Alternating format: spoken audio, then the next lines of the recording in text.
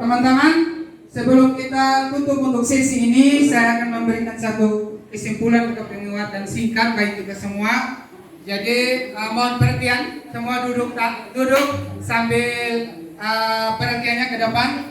Baik, jadi terkait dengan pembelajaran berdiferensiasi. Nah, pembelajaran berdiferensiasi ini adalah pembelajaran yang memperhatikan perbedaan individual dari anak. Ya.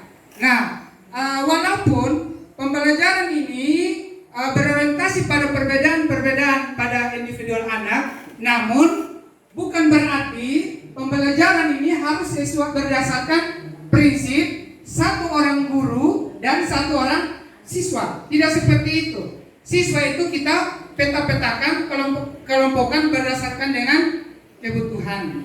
Ya. Kemudian RPP, terkait dengan RPP yang tadi sudah diterapkan oleh teman berdua. RPP itu tidak ada yang namanya RPP berdiferensiasi. Namun RPP ya RPP, tetapi di dalam RPP itu yang mengandung unsur diferensiasi. Jadi RPP ya RPP seperti itu. Kemudian mungkin di saat teman-teman menerapkan pembelajaran yang berdiferensiasi, tentunya di pendahuluan itu harus ada kegiatan awal atau kegiatan awal itu rutin. Artinya tiap pagi sebelum teman-teman melakukan pembelajaran itu rutin. Misalkan yang satu apa? Berdoa, kemudian menyanyi, absen, iya. Kemudian jangan lupa ini yang paling penting, yaitu teman-teman melakukan kuis atau permainan singkat. Saya kasih contoh, misalkan RPP-nya matematika, ya, kemudian materinya tentang bilangan bulat. Nah, teman-teman bisa mengambil materi bilangan bulat itu untuk dijadikan sebuah permainan. Ya, misalkan ini semua siswa. Kemudian permainannya guru itu mengajukan beberapa pertanyaan, kemudian minta kepada siswa siapa saja bisa menjawab sebanyak-banyak mungkin pertanyaan itu. Contoh, misalkan ini kan materinya bilangan bulat ini. Oke, berarti pertanyaannya 1, 2 adalah bilangan bulat, min 1 adalah bilangan bulat, min 1,5 adalah bilangan bulat. Nah, ini permainan pertanyaan, tapi sudah menyentuh langsung kepada siswa materi yang kita mau ajarkan. Teman-teman ada gambaran ya? Oke. Kemudian itu terkait dengan pendahuluan. Nah, tentunya RPP itu harusnya yang pertama itu ada kompetensi dasar, kemudian dari tujuan pembelajaran, kemudian pendahuluan tadi saya sudah sampaikan. Nah, kemudian bagaimana teman-teman bisa peta-petakan siswa berdasarkan dengan kebutuhan. Ya, ini kan pembelajaran sudah mulai, tetapi kan kita belum tahu dalam satu kelas ini yang mana yang bisa dikelompokkan. Teman-teman bisa menggunakan tahap kedua, yaitu memberikan anak-anak itu bisa berpikir. Contoh, misalkan materinya tentang bilangan bulat, teman-teman bisa melihat dari awal itu, oh yang ini ternyata menjawab paling banyak, yang ini menjawab paling banyak.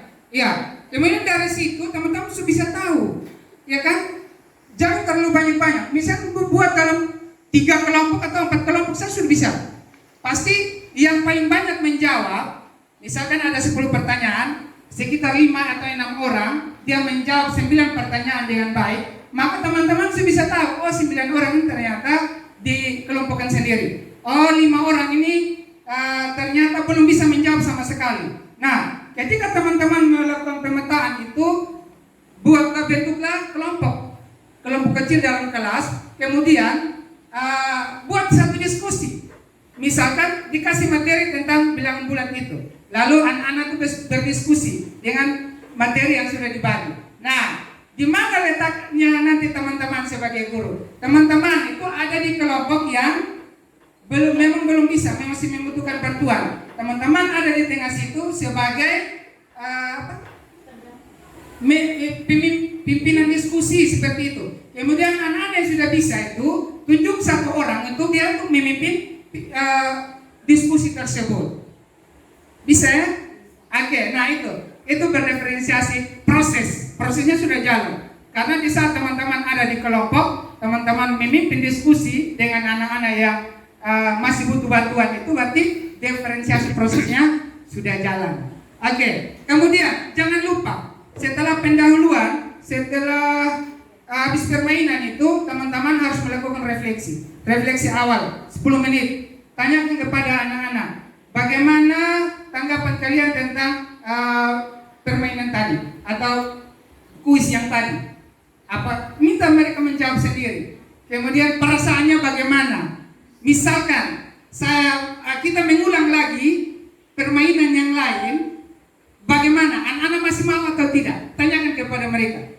Dan jangan lupa selalu memberikan apresiasi ya kepada anak-anak. Jangan pelit apresiasi. Ya.